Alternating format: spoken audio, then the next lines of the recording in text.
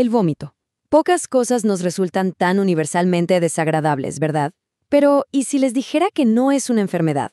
Que en realidad es uno de los reflejos protectores más potentes y antiguos que tenemos. Es un mecanismo de defensa con una doble cara. Por un lado, puede salvar una vida, pero por el otro, puede ponerla en un peligro tremendo. Acompáñenme a explorar a este violento protector.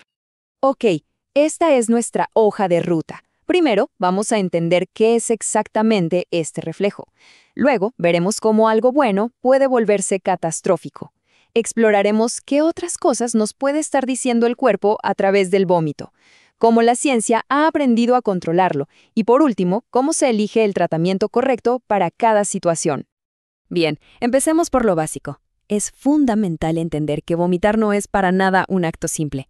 Es un reflejo de protección clave, una respuesta de emergencia que se controla directamente desde la parte más primitiva de nuestro cerebro, el tronco encefálico. El término médico es émesis. Y miren, no se trata solo de que el estómago se contraiga y ya. Es una secuencia increíblemente coordinada que involucra músculos, nervios e incluso el cierre de las vías respiratorias para que no nos ahoguemos. Todo orquestado desde el bulbo raquídeo. Una maravilla de la ingeniería biológica. El proceso tiene dos fases muy claras. Primero está la advertencia, la fase preexpulsora. Es el cuerpo diciéndonos, atención. El estómago se relaja, luego empieza a contraerse al revés, se sienten náuseas, mareos, y después viene la fase expulsora. Una explosión de fuerza perfectamente coordinada. La glotis se cierra para proteger los pulmones, los músculos del abdomen se contraen con una fuerza brutal y... bueno, ya sabemos lo que pasa después. Y el punto crucial de todo esto es que este proceso tan violento tiene un propósito evolutivo clave. Está diseñado para una cosa: sacar de nuestro sistema toxinas, venenos o cualquier cosa que irrite el estómago. Es un mecanismo que literalmente ha salvado incontables vidas a lo largo de la historia de la humanidad. Pero a ver, ¿qué pasa cuando este sistema de protección tan perfecto se descontrola? ¿Cuándo nuestro protector se convierte en el agresor? Aquí es donde la historia se pone bastante más oscura. El tema es que el reflejo del vómito se autoestimula, o sea, una vez que empieza, es difícil que pare. El problema es que esa coordinación perfecta, esa sincronía entre la contracción abdominal y la relajación del esófago, solo se mantiene durante los primeros, digamos, 4 o 5 episodios. Después de eso, el sistema empieza a fallar. Y aquí vemos las consecuencias de ese fallo. Cuando se pierde la coordinación, los músculos del abdomen se contraen, pero el esfínter del esófago no se abre a tiempo. La presión que se genera es inmensa. Esto puede causar desgarros superficiales, lo que se conoce como síndrome de Mallory-Weiss, que provoca vómitos con sangre. Pero si la fuerza es suficiente, puede provocar una ruptura completa del esófago, el síndrome de Boerhaave. Y esto hay que tomárselo muy en serio. Una ruptura del esófago es una catástrofe médica con todas las letras. El contenido del estómago y el aire se filtran al tórax, causando una infección masiva. Sin un tratamiento inmediato, la tasa de mortalidad es de hasta un 95%, una cifra brutal. Las fuentes que consultamos describen un caso clínico que es dramático.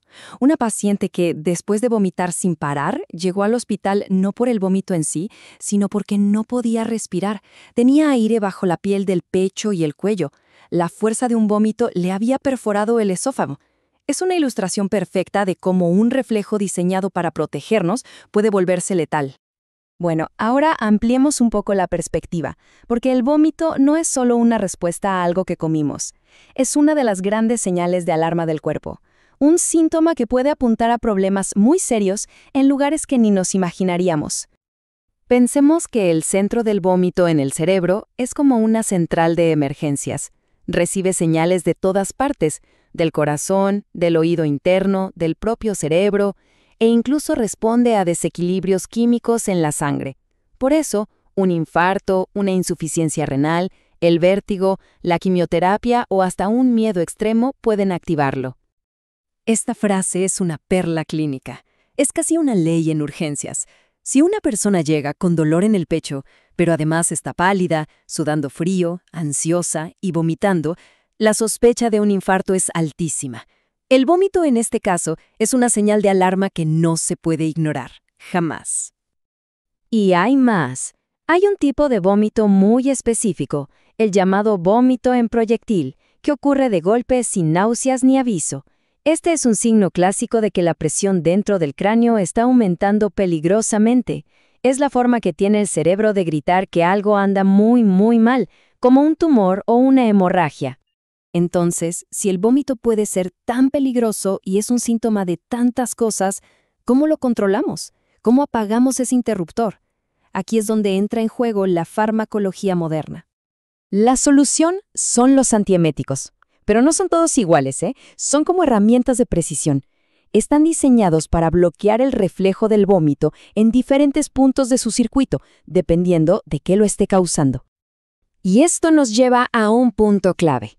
No existe una píldora mágica para todo tipo de náuseas. El tratamiento tiene que ser específico para la causa, usando el fármaco que bloquea la señal correcta. Es como tener la llave adecuada para cada cerradura. Miren la tabla. Es muy claro. Para el mareo por movimiento o el vértigo que se origina en el oído interno, los antihistamínicos son la elección. Si el problema es más bien gástrico, como el reflujo, se usan bloqueadores de dopamina que además ayudan a que el estómago se mueva más rápido. Y para las náuseas más severas, como en las que causa la quimioterapia, se necesitan los más potentes, los bloqueadores de serotonina. De hecho, el desarrollo de fármacos como el ondansetron fue una revolución total en la oncología. La quimioterapia es tan tóxica que provoca vómitos incontrolables. Estos medicamentos, al bloquear la señal de serotonina, permitieron que los pacientes pudieran tolerar tratamientos que antes eran simplemente insoportables. Así que al final volvemos a la dualidad del vómito. Es un protector violento, una alarma ruidosa y a veces un enemigo muy peligroso.